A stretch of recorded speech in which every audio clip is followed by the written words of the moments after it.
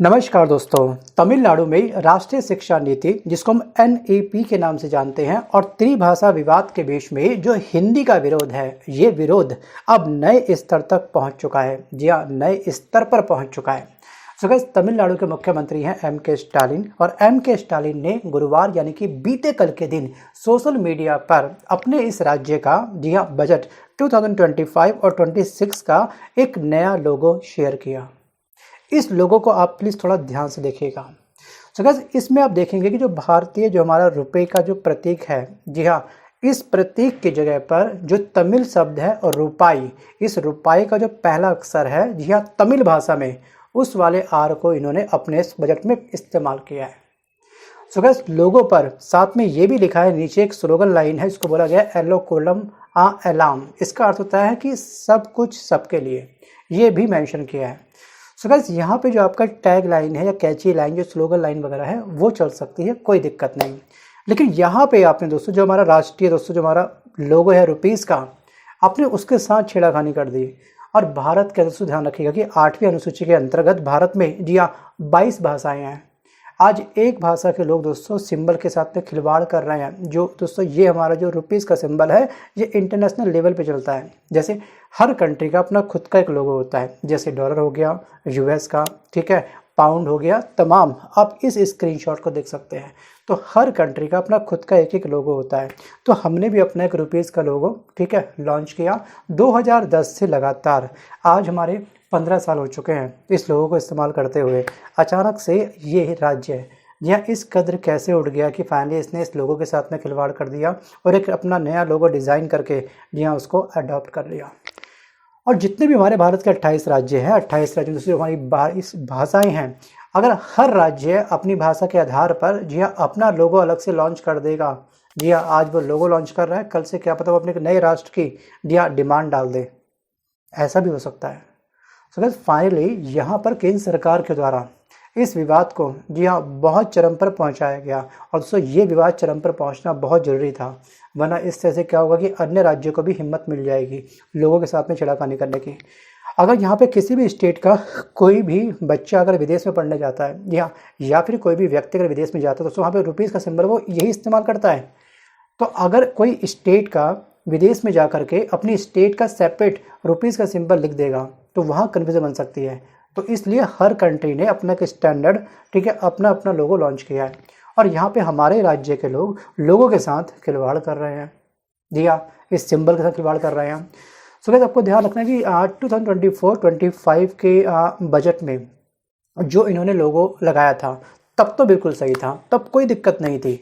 अब जो नया बजट दोस्तों पेश हुआ है, शुक्रवार को इन्होंने जो लोगो लॉन्च किया है, जी हाँ, तमिलनाडु विधानसभा में पेश किया था, तो उसको बाद में फिलहाल ये विवाद बहुत चरम पर पहुंच गया है। सो गाइस, भाजपा ने इसे मूर्खतापूर्ण कदम बताया, जी हाँ, और प्रदेश के अध्यक्ष जो अन्नामलाई ने ये कहा कि स्टालिन रुपए के जिस डिज़ाइन का विरोध कर रहे हैं उसे तमिलनाडु के ही जी हाँ तिरुउदय कुमार ने बनाया है। आप जानते होंगे कि आखिरकार हमारे इस रुपीज़ के सिंबल को किसने डिज़ाइन किया था और इसे बाद में पूरे भारत ने अपनाया था। अगर आपको ऑब्जेक्शन होता तो आप तभी ऑब्जेक्शन कर देते। 15 साल बाद आपकी अंतरात्मा क्या आ जाएगी, भाई हमको अलग से अपना लोगो लॉन्च करना है रुपीज़ का। और दोस्तों यहाँ पर जो डी उदय कुमार हैं, ये IIT बॉम्बे से पोस्ट ग्रेजुएट हैं, ठीक है, और ये उदय जो हैं ये पूर्व DM के विधायक के बेटे हैं। और यहाँ पे आपको ध्यान रखना कि इस चिन्ह को 2010 में राष्ट्रीय प्रतियोगिता में मिले 3,331 डिज़ाइन में से चुना गया था। जो रुपीज़ का सिंबल दोस्तों केंद्र सरकार ने जी हाँ मांगा था, उसमें 3,331 डिज़ाइन सरकार के पास में आए थे। उसमें फाइनल उससे कंपटीशन लगा था, प्रतियोगिता हुई थी, राष्ट्रीय प्रतियोगिता स्तर तक ये पहुंची थी। उसके बाद फाइनली ये एक सिंबल हमने एक्सेप्ट किया था। इसमें देवनागरी का रा है और अंग्रेजी का इसमें आर जोड़ा गया है। आप ध्यान से दोस्तों, 2 रेखाएं हैं जो तिरंगे का संकेत है। हालांकि पूर्व अतिरिक्त सॉलिसिटर जनरल पिंकी आनंद का ये कहना है कि राष्ट्रीय प्रतीकों को बदलने का किसी को कोई भी कानूनी हक नहीं है। क्या इन स्टालिन के ऊपर कोई एक्शन लेना चाहिए क्योंकि इन्होंने हमारे राष्ट्रीय प्रतीक के साथ खिलवाड़ किया है? जी हाँ, आपको क्या लगता है? वीडियो को पॉज करके आप मुझे कमेंट जरूर करिएगा।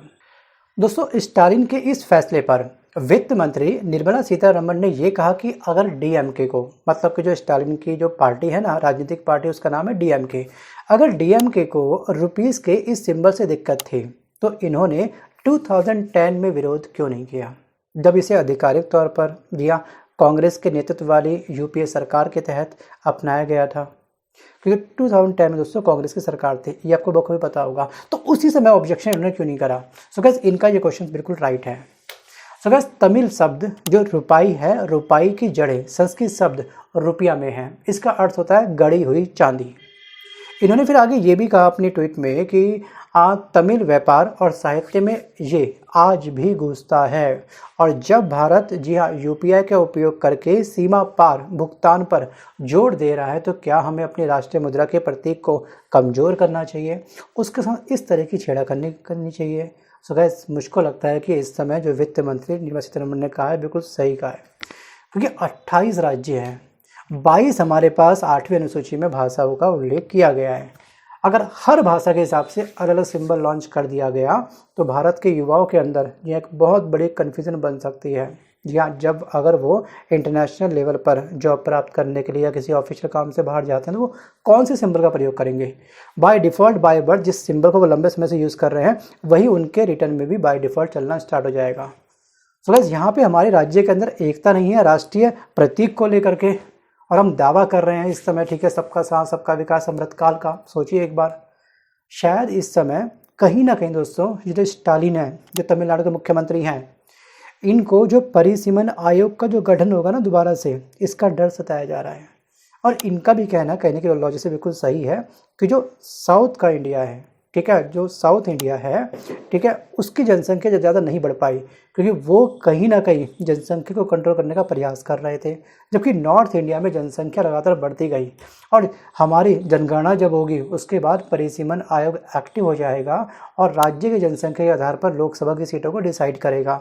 और अगर ऐसा हुआ, जी हाँ, तो जो हमारा साउथ इंडिया है, ठीक है, खास तौर पे तमिलनाडु या फिर अन्य जो भी राज्य हैं, उन सब की लोकसभा सीटें कमज़ोर हो जाएंगी, मतलब कि लोकसभा के अंदर उनकी आवाज़ दब सकती है। और इसीलिए दोस्तों केंद्र सरकार और तमिलनाडु की या फिर दोस्तों आंध्र प्रदेश की जो सरकार है वो कहीं ना कहीं जी हाँ इस बात को लेकर के ऑब्जेक्शन कर रही है कि जो अब तक लंबे समय तक जी हाँ जो परिसीमन आयोग ठप पड़ा था, पॉज पड़ा था, बंद पड़ा था, उसे प्लीज़ आप एक्टिव मत करो। जैसे चल रहा है वैसे फिलहाल चलने दो।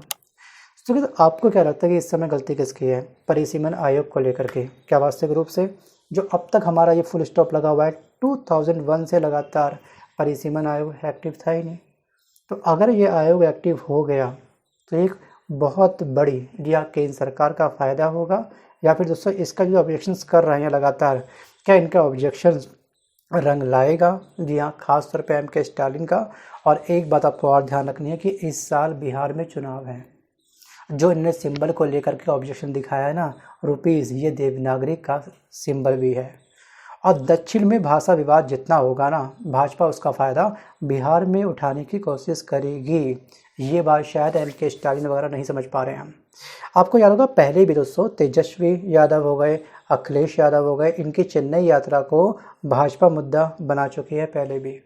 और यदि सपा, राजद, कांग्रेस, स्टालिन संग दिखते हैं तो भाजपा इन्हें हिंदी विरोधी कह करके जी हाँ इस चुनाव को बनाने का प्रयास कर सकती है।